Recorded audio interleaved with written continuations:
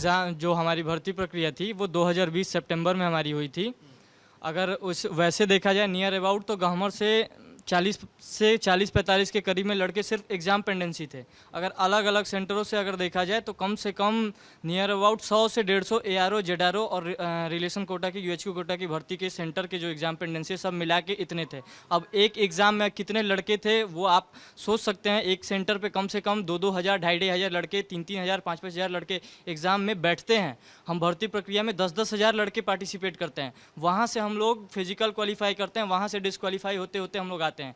और सर मेरा एक पॉइंट एक और चीज़ है कि जैसे कि जहाँ पे हमने ये देखा भाजपा की सरकार है स्टेट में, जिस स्टेट में उन्होंने ऐलान किया, जैसे हरियाणा में आपने सुना होगा, हमारे उत्तर प्रदेश में महाराज जी ने वरीता देंगे। हम ये बोल रहे हैं कि सर ये बताइए कि अगर आज हमारे ये अभी भाजपा की सरकार है, अभी ये कह रही है कि ठीक है हम आपको वरीयता देंगे, कोई लिखित तो नहीं है, डॉक्यूमेंट्री तो नहीं है, आपने मुंह से बोल दिया है। कल अगर इस राज्य से भाजपा की सरकार चली जाती है तो उसका जिम्मेवारी कौन लेगा, कौन गारंटी लेगा कि आपको जॉब मिलेगा। दूसरी चीज़ ये बात है कि सर अगर हमको उसी सेक्टर में जाना था, हमको अगर दूसरे सेक्टर का ही, अगर मान लीजिए हमको सीएपीएफ का ही और यूपी पुलिस का ही जाना था तो हम उसमें ही डायरेक्ट अप्लाई नहीं करते। हम सेना में क्यों जाते, हम 4 साल के लिए ही क्यों जाए। हमको देश सेवा, जब तक हमारे बाप दादा ने हमारे 15 साल 16 साल 20-20 साल तक देश सेवा दिया है तो हम ये चाहते हैं कि हम भी उतना करें। हम 4 साल हमको करना है तो हम क्यों जाए उसमें। हमको जब ये कान पकड़ना है तो हम ऐसे क्यों पकड़ेंगे, यहीं से ना पकड़ ले। जब हमको पुलिस का ही भर्ती देखना है तो हम पुलिस का ही अप्लाई नहीं करेंगे, क्यों हम आर्मी का करेंगे।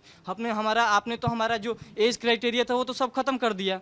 आपने सब खत्म करने के बाद ऐसे ही आके एक झटके में प्रेस कॉन्फ्रेंस करके ये बोल रहे हैं कि जो पिछला था वो सब खत्म हो गया, अब आगे से आप ही को। और दूसरी बात, अग्निवीर के तहत आपको ये वरीयता मिलेगी, वो वरीयता मिलेगी। जब हमें दूसरी जॉब करना ही था तो हम उसमें डायरेक्ट जाते, डायरेक्ट अप्लाई करते। हमको आप घुमा फिरा के इधर से बोल रहे हैं आपको उधर मिलेगी, और कोई लिखित नहीं है, कोई लिखित नहीं। ये बताइए, आर्मी का हमारे बड़े बुजुर्ग, हमारे बाबा दादा सब बैठे हैं, सबको पता है कि एक जवान की लाइफ कैसी होती है।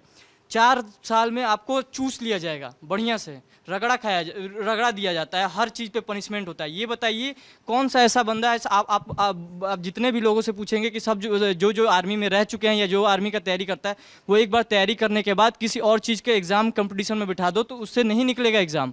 आप ये बोल रहे हो कि हम 4 साल बाद उसमें बढ़िया से सेवा दे के आएँ और रगड़ा खा के आएँ, उसके बाद आने के बाद हम फिर से कापी किताब उठा के बैठ के पढ़ें, और जो 4 साल 5 साल से बच्चे जो तैयारी कर रहे हैं उनके साथ हम कम्पीट करें। आप तो 10% का आरक्षण दे रहे हो ना, तो एग्ज़ाम तो हमको बैठ के वो देना ही पड़ेगा, एग्ज़ाम देना पड़ेगा, उनके साथ एग्ज़ाम में कम्पीट करना पड़ेगा, हम उनके साथ कम्पीट करें। आप उतने में ही आप हमको 12th का सर्टिफिकेट भी दे दोगे, आप हमको पोस्ट ग्रेजुएशन भी करा दोगे, आप हमको एक 30 दिन की छुट्टी भी दे दोगे, आप हमको देश सेवा भी करा दो, आप हमको बॉर्डर पर भी भेज दो। मतलब ये सरकार सिर्फ बेवकूफ़ बना रही है। हम लोग तो एकदम बेवकूफ़ हैं। यही सरकार बहुत तेज़ है, और इनकी चालाकी देखिए। कल ये अच्छे से जानते थे कि अगर कोई राजनीतिक पार्टी के आके अगर कल प्रेस कॉन्फ्रेंस करता है तो देश में और विरोध होगा। इन्होंने ये जानते हैं कि ये सब आर्मी के बच्चे हैं, चूँकि जो असली बच्चे होंगे वो डिसिप्लिन से होते हैं। वो ये चाहते थे कि आर्मी का ही जनरल जाके, तीनों अधिकारी जाके प्रेस कॉन्फ्रेंस करे ताकि ये विरोध ना हो और जल्दी से जल्दी नोटिफिकेशन। आप ये बताइए, हमारे एग्ज़ाम 2-2 साल से हम वेट कर रहे हैं, आपने कुछ नहीं किया, नई भर्ती नहीं निकाले, और इसमें इतनी जल्दी नोटिफिकेशन इसलिए निकाल दिया कि लड़के इसमें वापस से तुरंत अप्लाई कर दें और ये जितना भी है उनकी आवाज़ दबा दिया जाए। ये सरकार की सीधा यही था। वो इसीलिए राजनाथ सिंह के घर मीटिंग होता है, लेकिन आके सैन्य अधिकारी ही प्रेस कॉन्फ्रेंस करते हैं और इसकी जानकारी देते हैं, और वो भी कोई नई जानकारी नहीं देते हैं, वही हमारी बातों को ही घुमा फिरा के इधर से उधर बताया जा रहा है कि आपको ये दिया जाएगा, वो 10% उसमें मिलेगा।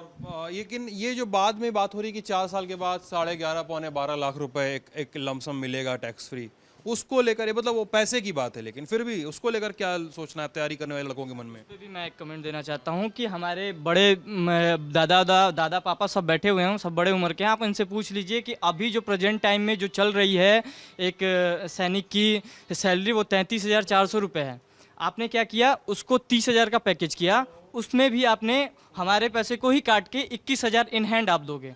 हम 4 साल बाद रिटायर होंगे, उसके बाद तो हमको दोगे आप पैसे ना, वो जो हमारा जो कटा हुआ पैसा है। आप इन हैंड तो हमको 21,000 दोगे पहले साल में, दूसरे साल 23,100 रुपये दोगे। क्या बचाए, क्या हम करेंगे, क्या हम अपने परिवार को देखेंगे, क्या हम अपने सब चीज़ देखेंगे, मतलब उसी में हमको सब करना है। पहले साल आप पूरा साल 21,000 दोगे, दूसरे साल 23,100 रुपये दोगे, तीसरे साल 25,000 दोगे, चौथे साल 28,000 दोगे। हमारी सैलरी को आपने कम किया और आप बता रहे हो कि ये बहुत बढ़िया सेवानिधि पैकेज है, बहुत अच्छा है। ये सिर्फ जुमलाबाजी है, ये सिर्फ हम युवाओं को बेवकूफ़ बनाने का काम किया जा रहा है। परमानेंट जॉब्स में जो भी सिपाही परमानेंट जॉब भर्ती होता था, वो कसम खाने के बाद 30 मतलब जब भी वो कसम खाता था 18 महीने 19 महीने में वो खुद पर खुद 5 लाख 6 लाख का मालिक हो जाता था। सोचिए जब वो 2 साल में 5 लाख या 3 लाख 4 लाख जो भी होता था, और हम 4 साल करके भी 10 ही लाख हमको मिल रहा है। ये हमारा ही पैसा हम ही को घुमा के दे रहे हैं। जैसे अभी एज वाले में बताया इन्होंने, 23 साल पहले से ही एज थी, कम करके 21 दिया, विरोध के बाद इन्होंने 23 कर दिया। उसी तरह ये पैसा भी हमें हमारा ही दे रहे हैं और कह रहे हैं कि ये बहुत अच्छा पैकेज है।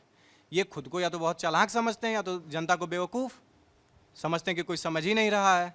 हमारा ही पैसा हम ही को दे रहे हैं, कह रहे हैं कि हम भी इतना पैसा सैनिकों का ले रहे हैं, उसमें हम मिला के दे रहे हैं। ऐसा कुछ नहीं है। जैसे कि कल हमारे जनरल साहब अनिल पुरी ने बोला कि हम सेना को यंग करना चाहते हैं। मैंने एक आधिकारिक एक जगह न्यूज़ चैनल पे ही ये देखा था। हमारे देश में अभी तक जब से देश आज़ाद हुआ है तब से सेना में जितने परमवीर चक्र मिलने वाले हमारे हैं जवान या अधिकारी, उन सब में आप एक एवरेज आयु निकाला जाता है। ये मेरा स्टेटमेंट नहीं है, आज तक पे दिखाया गया न्यूज़ चैनल का स्टेटमेंट है। उसमें एवरेज आयु 31 साल है कि जो जिनको मैक्सिमम जितने भी मिले गए उनका एक एवरेज आयु निकाल गया 30। जब वो 31 साल के उम्र में परमवीर चक्र, उसकी शौर्यता पे कोई शक नहीं हो सकता है, तो आप कैसे ये डिसीजन लेने वाले हो? आप कौन डिसीजन लेने वाले होते हो कि हमारी आप शौर्य पे और हमारी वीरता पे आप शक करके आप एज कम करना चाहते हो? आप अभी भी निकाल के देख लीजिए, मेजर शैतान सिंह, मेजर होशियार सिंह, वीर अब्दुल हामिद, सबका एज सब 26 साल से ऊपर का है। सबका आप एवरेज निकालोगे तो वो 30-32 साल के ही हैं। ऐसा कोई नहीं है कि वो कम एज के हैं। अगर हैं भी तो वो एक गिने चुने हैं, मैक्सिमम जो हैं वो ज़्यादा एज के हैं। तो आपने अपने मन से ही डिसाइड कर लिया कि हमारे सेना को यंग करना है, नहीं तो ये नहीं लड़ पाएंगे। ऐसी कौन सी है हमारे सेना का? एक एक से बड़े बड़े वीर गाथा, एक एक से अच्छे अच्छे हमारे हैं जिनको हम देख के हमें प्रेरणा मिलती है।